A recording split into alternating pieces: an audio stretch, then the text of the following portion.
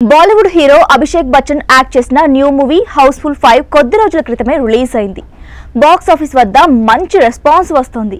ఇంతలో ఆయన సోషల్ మీడియాలో ఓ పోస్ట్ ను షేర్ చేసుకున్నారు. ఇది ప్రస్తుతం నెట్టింట వైరల్ అవుతోంది. ప్రియమైన వారి కోసం అన్ని ఇచ్చేశానంటూ అందులో పేర్కొన్నాడు. దీంతో కుటుంబ సమస్యల వల్ల ఆయన ఇలాంటి పోస్ట్ చేశారా అంటూ నెటిజన్లు సందేహిస్తున్నారు. కొంతకాలంగా భార్య ఐశ్వర్య రాయ్, అభిషేక్ బచ్చన్ల విడాకుల వార్తలు వైరల్ అవుతున్న విషయం తెలిసిందే. ఇలాంటి సమయంలో ఆయన చేసిన పోస్ట్ మరింత బలాన్ని ఇచ్చేలా ఉంది. అభిషేక్ బచ్చన్ తన ఇన్స్టాగ్రామ్ పోస్ట్లో రోజువారీ జీవితంలో ఎదురయ్యే బాధ్యతల మీద మాత్రమే దృష్టి పెట్టడం కంటే అంతర్గత ఆనందం గురించి ఆలోచించడం ఎంత కీలకమో నొక్కి చెప్పారు. నేను మరోసారి ఒంటరిగా ఉండాలని ఉంది. నా కోసం నేను కొంత సమయం కేటాయించుకోవాలనిపిస్తోంది.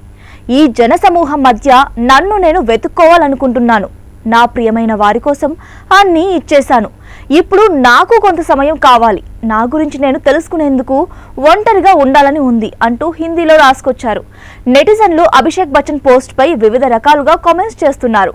మిస్ ఇండియాను వివాహం చేసుకున్న తర్వాత ఒక వ్యక్తి సంతోషంగా లేడు అంటే ఏంటి? సంతోషానికి కొలమానం ఉంటుందా అంటూ ప్రశ్నిస్తున్నారు.